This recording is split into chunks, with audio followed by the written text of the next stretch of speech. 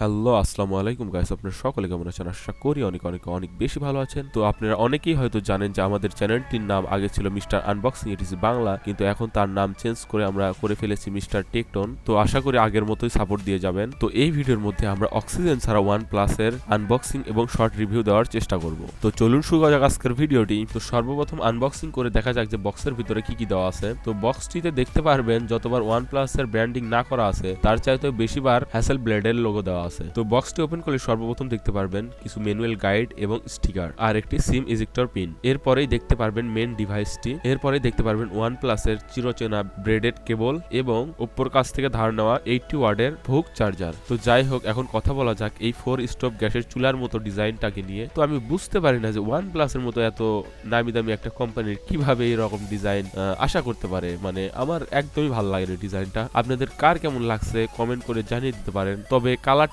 অনেক জোস ছিল, শুধু ক্যামেরা কাট আউটটা ডিজাইনটা একদম বাজে। মানে আমার ভালো লাগেনি, আপনাদের ভালো লাগতেও পারে। তবে কালারের দিকে কোনো কথা হবে না, কালারের দিকে 100 ম্যাট ফিনিশ ছিল ব্যাকটা। আর কর্নিং গরিলা গ্লাস ভেক্টাসের প্রোটেকশন আছে দুই পাশেই এবং অ্যালুমিনিয়াম বডি হওয়ায় ফোনটি আসলে অনেক জোস ছিল। শুধুমাত্র এই ক্যামেরা কাট আউটটাই আমার ভাল লাগেনি। তো মূল কথাটা হচ্ছে যে কিনবে তার পছন্দ হইলেই হইলো, আমাদের প্যারা নেওয়ার কি দরকার, প্যারা নাই চিল। তো ডিজাইন নিয়ে অনেক আবল তাবল বলে ফেলছি, OnePlus এর ভক্তরা প্লিজ গালাগালি করবেন না। তো চলুন দেখে নেওয়া যাক যে এই ফোনটিতে কি কি স্পেসিফিকেশন দেওয়া আছে। এই ফোনটি ডিসপ্লে হিসেবে দেওয়া হয়েছে 6.7 ইঞ্চির সুপার অ্যামোলেড ডিসপ্লে, যার screen to body ratio 90.0%, resolution 1440 into 3216 pixels, PPI density 525। আর ডিসপ্লেটিতে পাচ্ছেন কর্নিং গরিলা গ্লাস ভেক্টাসের প্রোটেকশন। তাছাড়াও এই ডিসপ্লেটিতে থাকছে 120 হার্জ রিফ্রেশ রেট, সাথে আছে HDR10+ এর সাপোর্ট। তাছাড়াও এই ডিসপ্লেটিতে আপনারা অলওয়েজ অন ডিসপ্লের সুযোগও পাচ্ছেন। যেহেতু সুপার অ্যামোলেড ডিসপ্লে, তাই এই ডিসপ্লেটি আসলে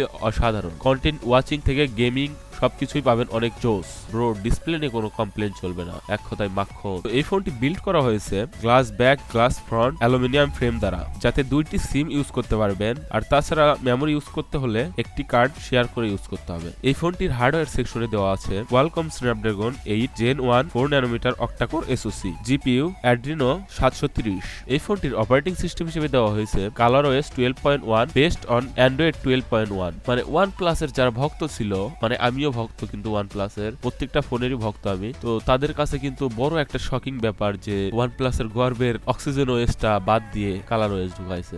তো যাই হোক, কি আর বলবো, OnePlus এর অক্সিজেনের কারণে কিন্তু তাদের এত ফ্যান ফলোয়ার ছিল, এত বড় একটা কমিউনিটি তারা গড়ে তুলতে পারছিল। আইফোন যারা ইউজার অথবা অ্যাপেলের ইকোসিস্টেমের সঙ্গে যারা পরিচিত, তারা কিন্তু অ্যাপেল ছেড়ে আসতে চায় না। তাদের যেই অপারেটিং সিস্টেম, যাদের ইকোসিস্টেম, এই কারণে কিন্তু তারা অ্যাপেল ছেড়ে চলে আসতে চায় না। তো OnePlus একটা ভালো ইকোসিস্টেম তৈরি করতে পারতো, যদিও তাদের অপারেটিং সিস্টেমটা আসলে অনেক ভালো ছিল, কিন্তু তারা কন্টিনিউ করতে পারলো না। Bad luck OnePlus।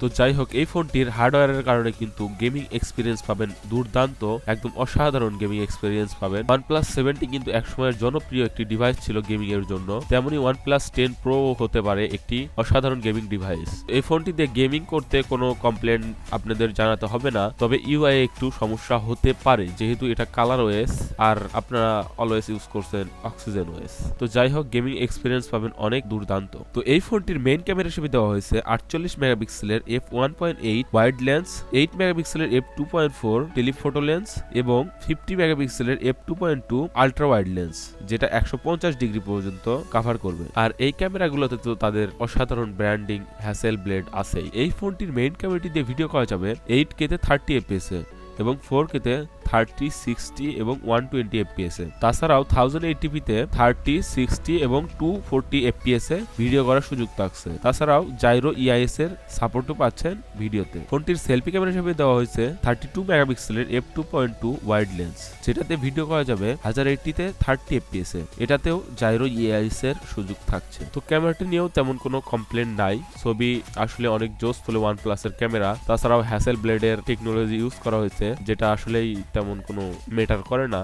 আর তাছাড়া সবচেয়ে বড় ব্যাপার হচ্ছে 50 মেগাপিক্সেলের যে আল্ট্রা ওয়াইড লেন্সটা দেওয়া হয়েছে এবং 150 ডিগ্রির যেই ভিউটা পাওয়া যাবে এটা আসলে জোস। আর ইমেজ কোয়ালিটি গুলো আসলে অনেক জোস ছিল। তাছাড়াও ভিডিও কোয়ালিটি অনেক ভালো পাবেন এই ফোনটি দ্বারা। তো ক্যামেরার কথা যদি চিন্তা করেন তাহলে একদম জোস ক্যামেরা। ফোনটির সাউন্ড আউটপুট হিসেবে দেওয়া হয়েছে স্টেরিও স্পিকার এবং দুঃখের ব্যাপার এই ফোনটিতে 3.5mm হেডফোন জ্যাক থাকছে না। ফোনটির ব্যাটারি হিসেবে দেওয়া হয়েছে 5000 milliampere hour lithium polymer non removable battery এবং বক্সের ভিতরে দেওয়া আছে 80 ওয়াটের ফাস্ট চার্জার। তাছাড়াও 50 ওয়াটের ওয়্যারলেস চার্জিংও করতে পারবেন এই ফোনটি দ্বারা। ও হ্যাঁ, যে কথা বলতে ভুলে গেছি, এটা কিন্তু একটা 5G ডিভাইস। তো এখন আসা যাক প্রাইসের দিকে। তো এই ফোনটি কিন্তু তিনটি ভ্যারিয়েন্টে পাওয়া যাবে, 8 128GB, 8 256GB এবং 12 256GB। তো আমাকে যদি চুজ করতে বলতেন তাহলে আমি কিন্তু 8 256GBটাই নিতাম, কারণ 12GB র্যাম নিয়ে তেমন কোনো দরকার নাই স্মার্টফোনে। আর তাছাড়াও আপনি যদি 8 128GB নেন তাহলে লং টার্ম ইউজে কিন্তু আপনি মানে ফোনটা